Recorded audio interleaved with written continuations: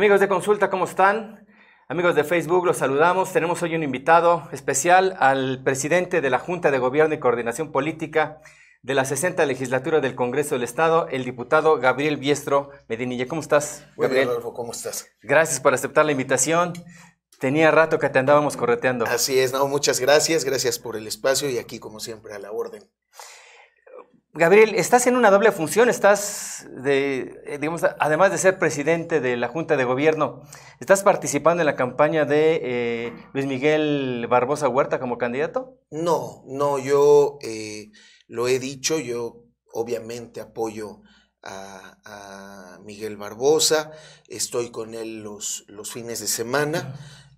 Lo que te permite la ley, además. Así es, y cuando no es horario pues laboral, igual he hablado con los diputados diciéndoles que quien quiera participar, asistir, pues pida su O sea, ¿los diputados también tienen esa permiso. limitante de la ley? Sí, eso lo hemos platicado en el sentido de ser derechos, ¿no? ¿Por qué? Porque de todos modos nosotros ahorita estamos en receso, no estamos en periodo ordinario de sesiones, pero aún así creo que es necesario. Yo pensé que sí estabas digamos, en la parte territorial, porque eres uno de los hombres más cercanos a Luis Miguel Barbosa. Lo vimos en la campaña del año pasado, la del 2018. Así es, no, el asunto es más que nada el respaldo, la confianza que se le tiene y nada más. Si te parece, entramos a los temas del Congreso del Estado, de la 60ª Legislatura. Sí. Hay varios pendientes.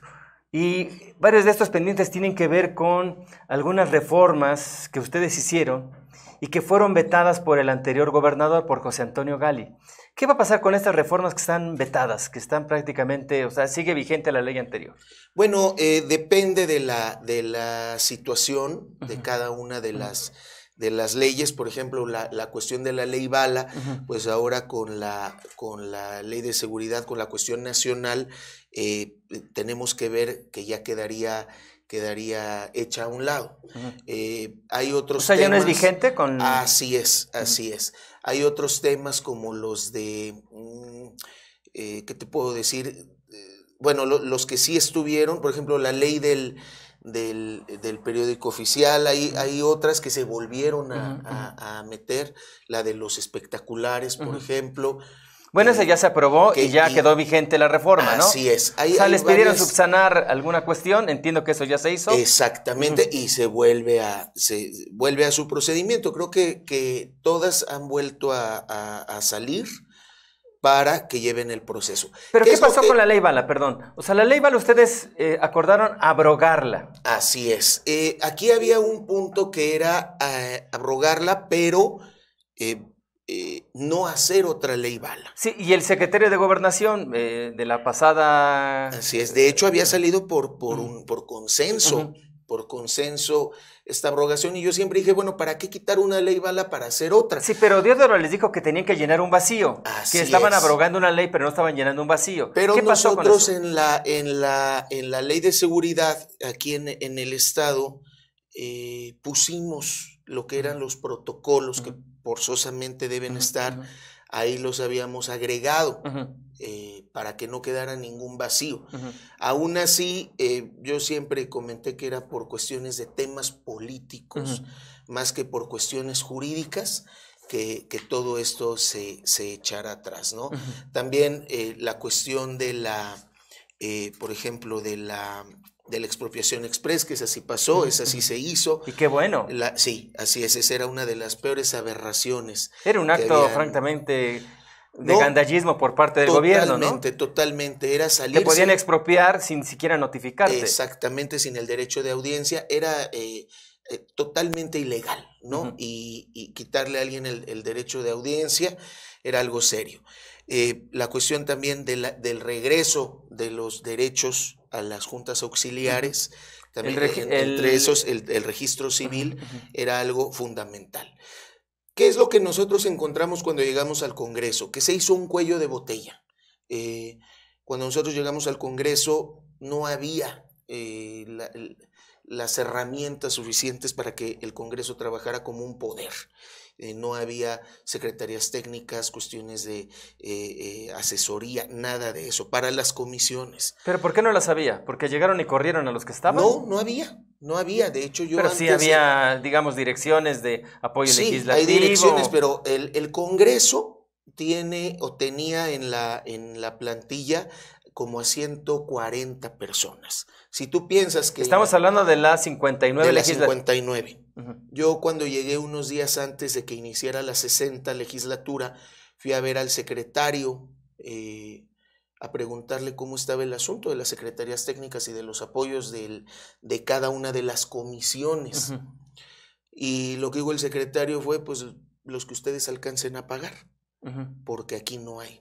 ¿Qué es lo que pasaba? No, la verdad es que el Congreso recibía todo ya digerido y les entregaban nada más. ¿Y entonces estos 150 empleados qué hacían? Son cuestiones administrativas, algo en la cuestión jurídica, pero más bien en lo administrativo jurídico, no en lo legislativo jurídico. Además, el Congreso, tú sabes que casi no se reunía, las comisiones, ahora me lo dice la misma gente del Congreso, las comisiones no se reunían, eso es algo hasta ilegal, le mandaban a los diputados miembros de la comisión nada más el papel para que lo fueran a firmar. El dictamen. Así es, entonces imagínate en qué nivel de improductividad estaba el Congreso. Entonces nosotros llegamos... Empezamos a hacer las 2 sesiones semanales. Había sesiones a veces que tenían hasta más de 50 puntos en el orden del día. Había un gran dinamismo. Pero de pronto todas esas iniciativas empiezan a llegar a las comisiones y se hace un cuello de botella. ¿Qué es lo que nosotros hicimos? Porque el Congreso tenía 3 tipos de presupuesto, ¿no? El oficial, el de las ampliaciones y el que no se declaraba. ¿Cómo el que no se declaraba? Sí, el que va por debajo de la mesa para los diputados que se portan bien. O sea, los premios y castigos. Así es. Te portas bien, apruebas mis iniciativas. Exactamente. Te doy un bono discrecional. Exactamente, que venía desde Casa Puebla. No las apruebas. No las apruebas, te rebelas y eso, pues no te va bien. ¿Y eso no se justificaba en el presupuesto? No, esto es... ¿Era un hoyo negro? Dicho por ciertos diputados de la legislatura anterior, cómo estaba el asunto. Y sé de tanto a los que se los daban como a los que no. Pero bueno, en lugar de esas ampliaciones, porque también esa ampliación era un control que venía desde el Poder Ejecutivo. Era... una ampliación que pedías a la Secretaría de Finanzas. Así es. Y Finanzas te la daban. Entonces, lo primero que decidimos en esta legislatura es, para tener independencia y libertad política... Se aumentaron el presupuesto. Así es. No es aumentarlo, es ya no depender de la ampliación de finanzas, sino ver cuánto es lo que se le ampliaba año con año y eso que... ¿Y cuánto se le ampliaba más o menos? El Congreso. Pues más o menos como 100 millones. 100 millones. Así es. ¿Y el aumento del presupuesto para este ejercicio de cuánto fue? Es más o menos de 90 a 100 millones. Es lo mismo, no es, y siempre lo dije yo, no es un aumento. Es ya no depender del Ejecutivo, porque es lo mismo. Un Congreso que no se someta, pues no va a recibir su ampliación presupuestal. Eso no puede ser. Entonces... lo hicimos y empezamos a meter las secretarías técnicas, ¿sí? 10 para las comisiones más importantes como Gobernación y Puntos Constitucionales, para Procuración y Administración de Justicia, un secretario en especial, y ya las de menor movimiento, un secretario para varios, que van a ayudar a que salgan perfectamente bien los dictámenes, y a que este cuello de botella se abra. Entonces, yo considero que este tercer periodo que viene va a ser el de la consolidación. Aquí hay otro punto, hay muchos temas que ya no se alcanzaron a tocar por todos los acontecimientos que pasaron a finales del año pasado. Pero ¿te refieres a la muerte de la gobernadora? Así es, y todo lo que eso implicó para el Congreso. Sí, ¿no? Bueno, sí. Entonces, toda esa parte la vamos a presentar unos días antes del inicio del tercer periodo ordinario de sesiones, donde vamos a decir exactamente qué es lo que vamos a hacer y si hubo cosas que a lo mejor se pudieron atrasar, pero que no se están quedando en el olvido. Hay una propuesta, hay un proyecto y lo vamos a sacar. ¿Qué es lo más importante? pensar en cuestiones. Yo, por ejemplo, lo que traigo desde el periodo ordinario anterior es lo de la ley de indulto para los presos políticos y una reforma profunda al Congreso, ¿no? Son iniciativas tuyas. Así es. Pero en sí, como los diputados de la coalición, lo vamos a presentar y vamos a dar a conocer, yo creo que en la primera semana, a más tardar en la segunda semana de mayo, todo lo que va a ser la agenda legislativa. ¿Y en cuánto se aumentó la nómina del Poder Legislativo? No, en nada. O sea, ¿tenían 150 empleados? Oye, ¿cuántos? Perdón, ya. Aumentó aproximadamente en 60. En 60 empleados. Pues hoy hay 210 más o menos. Más o menos, así es. Aquí también tenemos un problema que es lo de la cuestión de las nóminas, ¿no? Todo eso también obviamente va dirigido o va controlado por finanzas. Finalmente tenemos plazas de base, ¿no? De confianza, de honorarios. Pero se las paga el Congreso con su presupuesto, ¿no? El Congreso con su presupuesto, pero igual la ley de disciplina financiera no te permite hacer cambios bruscos en las nóminas, en los aumentos. Solamente puedes hacer cambios bruscos de esa naturaleza para darle seguimiento a una ley nueva o a la reforma de una ley. Aún así, creo que con esto está aumentando la productividad. Hemos reducido mucho el gasto. Por ejemplo, el gasto en telefonía, que era excesivo, el gasto hasta en agua, en papelería. ¿Vales de gasolina? ¿Se siguen gastando lo mismo? No, ya no es lo mismo. En todo hemos ¿Cuánto bajado. Se gastaba antes y cuánto se gasta ahora? Fíjate que, y sobre todo en vales, no tengo la cantidad exacta, pero todo lo hemos visto con el Comité de Adquisiciones, que es el diputado Miguel Trujillo, y con la directora de Administración.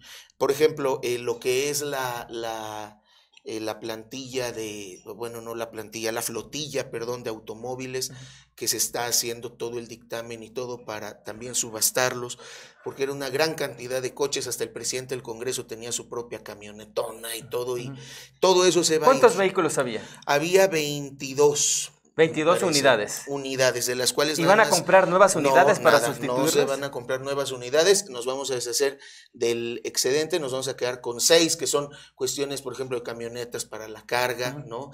Algún coche. ¿Y los diputados no tendrán un coche con cargo al Congreso? No. Tendrán que usar el suyo. Así es. Así es, eso es definitivo. Y no se va a comprar nada de automóviles nuevos.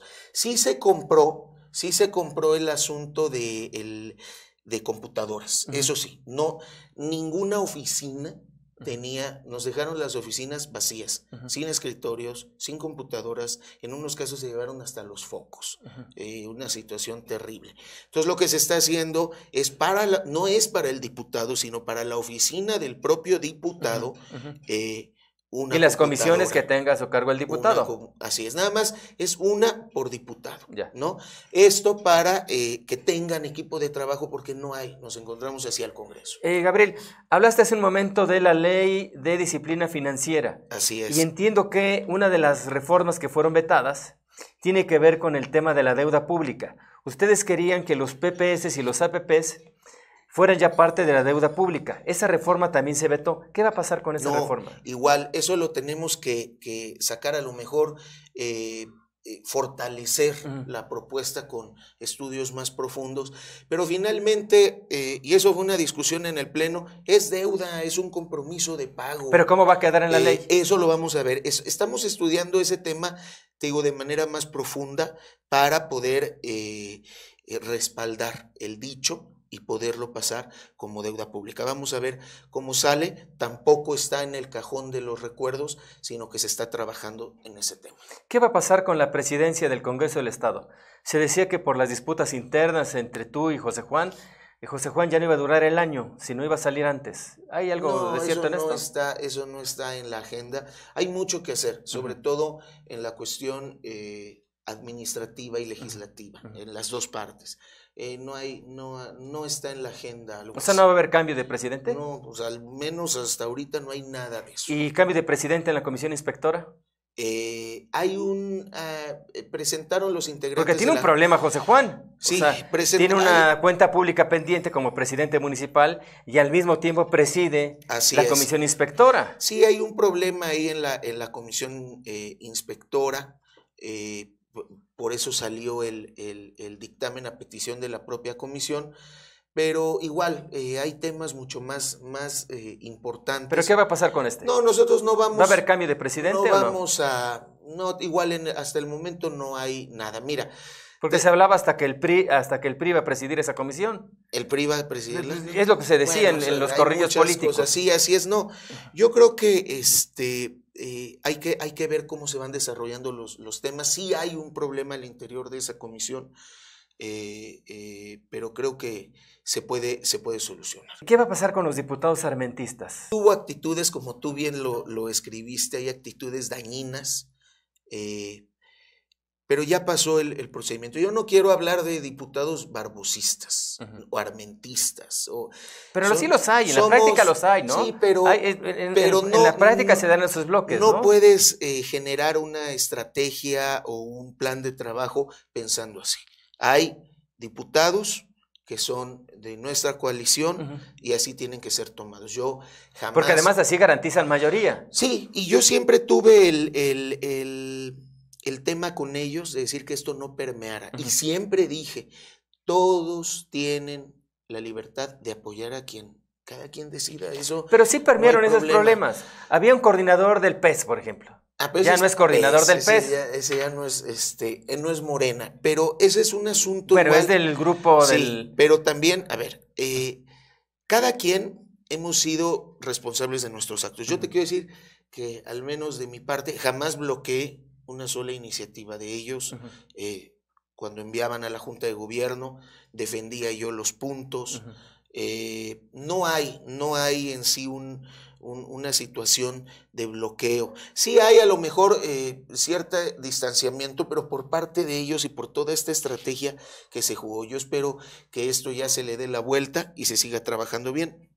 Pero como presidente de la Junta de Gobierno, creo que es tu función un poco, digamos, cerrar heridas. Sí, así es. Y yo he estado hablando con varios de ellos, diciéndoles que no hay, al menos por mi parte, nada personal. Aquí las cosas no son personales, pero sí creo que en ciertos casos la situación rebasó lo que debieran ser los límites de la sana convivencia entre diputados. Gabriel, ¿qué va a pasar con la fracción independiente, así entre comillas?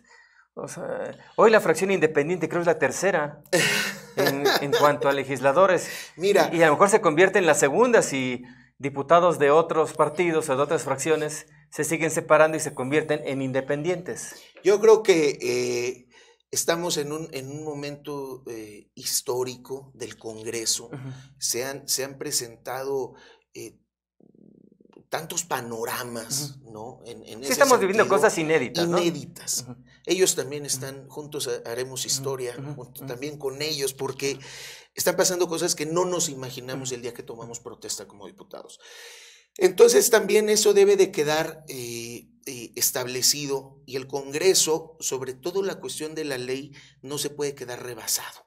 Ya he platicado yo con el diputado Marcelo García Almaguer, que es el coordinador de la fracción independiente. Sí, no, y he platicado. ¿Ya demandó un espacio en la Junta de Gobierno? No, a eso iba, he hablado. ¿Pero te lo va a demandar? Con la diputada Saavedra, con el diputado Collantes, y sí, buscan tener una representación.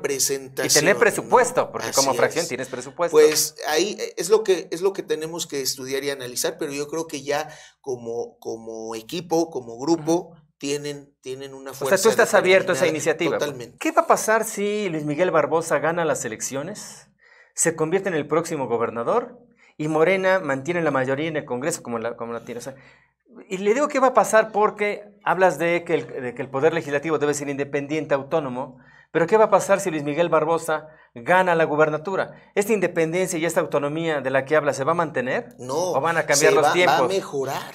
O sea, no me digas. Propuesta, sí, y te voy a decir ¿Me lo estás diciendo en serio? Claro que sí, ahí te va. Mira, te voy a explicar lo que yo creo, o sea, esa es mi visión. Yo siempre lo dije, llegue quien llegue, tenemos que pelear por la autonomía del Congreso. Eso es definitivo, que tenga su propio espacio, su propio debate. En ese sentido, y lo ha dicho Miguel Barbosa en muchos de sus actos, las reformas constitucionales para hacer independiente totalmente al Poder Judicial y al Poder Legislativo del Ejecutivo. Pero una cosa es esa y otra compartir agenda. Claro, o sea, sí. No podemos negar. Sí, en temas de agenda común es obvio que voten con el gobernador. Claro, así es. O sea, pero ¿qué garantías hay de que la 60 legislatura no será un apéndice, un poder subordinado al Ejecutivo, como ha ocurrido siempre, toda la vida? Repito lo que te dije hace un rato, cada uno de nosotros vamos a responder por nuestros actos. Y yo, ante la ciudadanía, ante ti, ante la historia, no vamos a quedar como alguien sumiso. Una última pregunta. ¿Estamos viviendo en Puebla ya los tiempos de la Cuarta Transformación con Guillermo Pacheco Pulido o no? Yo creo que es un gobierno de transición. Yo creo que... ¿De transición hacia la Cuarta Transformación? Pues de cambio. Finalmente, recuerda como en los pasajes históricos, por ejemplo, de Europa Oriental, ¿no? O después de Franco. Hay gobiernos de transición que no necesariamente apuntan al siguiente ganador, ¿no? En este caso... Pero este sí apunta al siguiente ganador, ¿no? No. Yo creo que el gobernador ha sido una persona muy respetuosa y él lo que está buscando precisamente es dejar una huella en ese sentido de que el gobierno no se meta. Sí se ha querido manejar este argumento de una elección de Estado, pero ya vimos hasta en las grabaciones que se trataba de una estrategia para desestabilizar al secretario general de gobierno. Lo dice el mismo Alejandro Armenta en la grabación. Claro. Entonces, es parte de un argumento. Creo que es un gobierno de transición, creo que vivimos 8 años muy oscuros, pero creo que está por salir. ¿Tú te ves como diputado en el futuro? Y te lo pregunto porque si gana Luis Miguel Barbosa y las encuestas indican que va a ganar, pues yo te vería en el gabinete. No, yo creo que mi trabajo está en el Congreso. Yo agradezco mucho al partido. Lo mismo decía Manzanilla, que se iba a mantener como diputado y hoy lo vemos como secretario general de gobierno. No, y te voy a decir por qué. Te voy a decir algo sinceramente. Yo me acuerdo cuando empecé como brigadista, yo lo único que quería era que ganara López Obrador. Yo me metí a Morena porque no era un partido político. Cuando vino la consulta interna de si era partido o no era, yo voté en contra. O sea, yo nunca me imaginé estar presidiendo eso, presidiendo el partido, sí. La verdad sí, pero el Congreso no. Nunca lo había ¿Y no te ves en el pensado. gabinete? A lo mejor ahorita no. O sea, no en la primera parte del gobierno. Yo creo que en el Congreso hay mucho que hacer. Estoy muy, muy metido y entusiasmado en lo que es la reforma interna al Congreso. En eso estoy. Pues Gabriel, muchas gracias. Muchas gracias a ti. Te habíamos estado buscando y no habíamos tenido la oportunidad. Cuando quieran, ahí estamos. Muchas gracias.